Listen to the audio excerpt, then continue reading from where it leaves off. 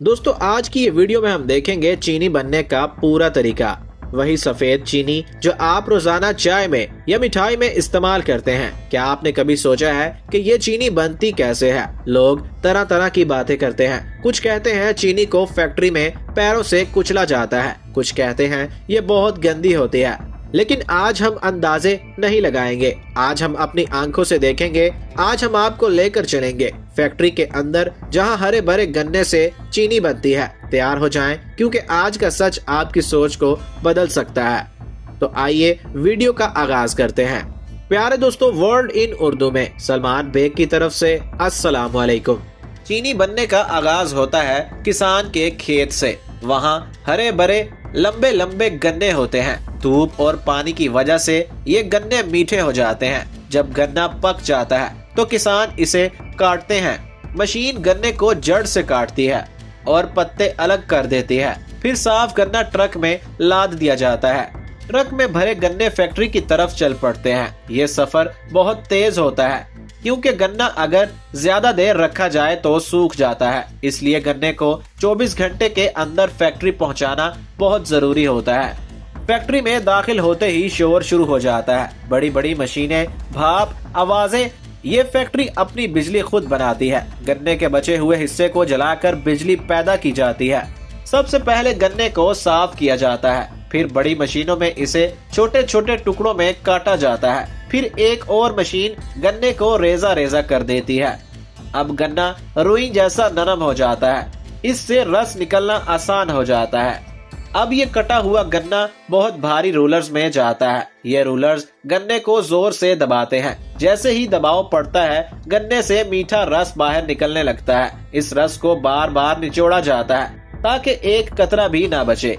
दबाने के बाद जो खुश्क चीज बचती है इसे बगास कहते हैं। ये बगास फैक्ट्री में ईंधन के तौर पर जलाया जाता है। निकला हुआ रस अभी गंदा होता है। इसमें गन्ने के छोटे छोटे जर्रात होते हैं। इसे छलनी से गुजार कर साफ किया जाता है। फिर इसे गर्म किया जाता है और इसमें चूना मिलाया जाता है। इससे गंदगी नीचे बैठ जाती है और रस ऊपर साफ नजर आने लगता है।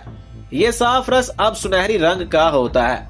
अब इस रस में 85% पानी होता है। इस पानी को उबाल कर उड़ाया जाता है। बड़े बड़े बर्तनों में रस को भाप से उबाला जाता है। जैसे जैसे पानी उड़ता है, रस गाढ़ा होता जाता है। आखिर में ये रस गाढ़े शहद जैसा हो जाता है। अब ये गाढ़ा रस फैक्ट्री की सबसे ऊपर वाली मंजिल पर भेजा जाता है। यहाँ कारीगर इसमें खास बीज डालते हैं। बीज डालने से चीनी के छोटे छोटे दाने बनने लगते हैं। कारीगर बार बार चेक करता है ये दाने सही साइज के हैं या नहीं। फिर इस मिक्सचर को ठंडा किया जाता है। ठंडा होने पर दाने और भी बड़े और मजबूत हो जाते हैं।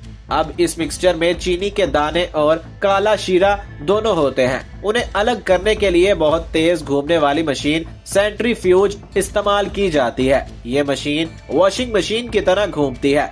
घूमने पर काला शीरा बाहर निकल जाता है और चीनी के दाने अंदर रह जाते हैं। फिर इन दानों पर गर्म पानी छिड़क कर उन्हें सफेद किया जाता है। देखते ही देखते काला मिक्सचर सफेद चीनी में बदल जाता है। अब ये चीनी गीली होती है। इसे खुश्क करने के लिए एक बड़े ड्रम में डाला जाता है। इस ड्रम में गर्म हवा और ठंडी हवा से चीनी को सुखाया जाता है।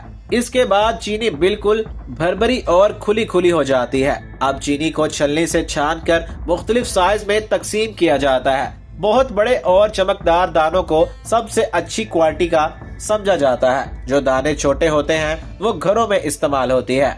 चीनी पैक करने से पहले इसे लैब में चेक किया जाता है। वहाँ देखा जाता है कि चीनी कितनी सफेद है, इसमें नमी तो नहीं और सल्फर की मिकदार सही है या नहीं। जब सब कुछ सही हो जाता है तो मशीन खुद ब खुद 50 किलो चीनी तौल कर बोरी में भर देती है। मशीन बोरी का मुंह भी सील कर देती है। हर बोरी पर तारीख और बैच नंबर छिप जाता है। ये बोरियां गोदाम में रखी जाती हैं। वहां से ऑर्डर्स मिलने पर ट्रकों में लाद कर पूरे मुल्क में भेज दी जाती हैं। और इसी तरह किसान के खेत से शुरू होने वाली चीनी आपके घर के बावर्ची खाने तक पहुंच जाती है।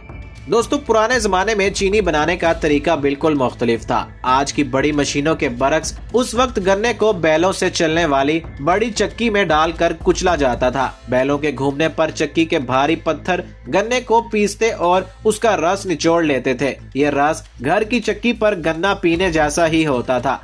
उस रस को फिर बहुत बड़े पतीले या कढ़ाई में डालकर लकड़ियां या कोयले की आग पर कई घंटे तक पकाया जाता था। उस दौरान कारीगर बड़े चमचों से रस को मुसलसल हिलाता रहता था ताकि वो जले नहीं और यकसा तौर पर पके। पानी उड़ता गया तो रस गाढ़ा होता गया, यहाँ तक कि वो शहद जैसा शरबत बन जाता था। उस गाढ़े रस को फिर खड़ा करके छोड़ दिया जाता था, जहाँ वो ठंडा होकर जम जाता था और चीनी के ठोस ढेले, जिसे गुड़ कहते हैं, वो बन जाते थे। दिलचस्प बात यह है कि इस तरीके से चीनी तकरीबन 2000 साल पहले से बनती आ रही है। आज भी चीन के कुछ देहात में यही रिवायती तरीका इस्तेमाल किया जाता है और इसे सकाफती वर्से के तौर पर भी तस्लीम किया गया है। ये चीनी सफेद नहीं बल्कि सुर्खी माइल भूरी होती थी और उसे ब्राउन शुगर या गुड़ कहा जाता है। इसमें गन्ने की कुदरती मिठास और खुशबू बरकरार रहती थी। अगरचे ये तरीका आसान लगता है, लेकिन इसके लिए बड़ी महारत और तजर्बे की जरूरत थी। कारीगर आंखों से ही पहचान लेता था कि रस कब सही गाढ़ा हुआ है और कब आग तेज या हल्की करनी है। तो दोस्तों, अब जब आपने अपनी आंखों से पूरा अमल देख लिया, गन्ने से लेकर सफेद चीनी बनने तक, तो एक बात तो साफ हो जानी चाहिए। जो बातें सालों से फैलाई जाती रही हैं, वो ज्यादातर तो अधूरी मालूमात और अफवाहें थी। हकीकत यह है कि आज की जदीद फैक्ट्रियों में हर मरहला कंट्रोल, सफाई और असूलों के साथ होता है। मशीनें काम करती हैं, इंसान निगरानी करता है और हर चीज एक तयशुदा तरीके से गुजरती है। लेकिन सबसे जरूरी बात ये नहीं कि चीनी कैसे बनती है, सबसे जरूरी बात यह है कि अब आप बगैर जाने किसी भी बात पर यकीन नहीं करेंगे, क्योंकि सच हमेशा देखने से समझ में आता है, सुनने से नहीं। अगर इस वीडियो ने आपकी कोई गलत फहमी दूर की है तो आपने कुछ नया सीखा है, तो वीडियो को लाइक और चैनल को सब्सक्राइब जरूर कर लीजिएगा और कमेंट बॉक्स में जरूर बताइए कि आप ये वीडियो किस मुल्क और किस शहर से देख रहे हैं। इस वीडियो को अपने दोस्तों के साथ भी शेयर कीजिए ताकि वो भी अफवाहों से बाहर निकलें और हकीकत देख सकें। वीडियो को लाइक और चैनल को सब्सक्राइब करना मत भूलिए। मिलेंगे एक नई वीडियो के साथ, तब तक के लिए अल्लाह हाफिज।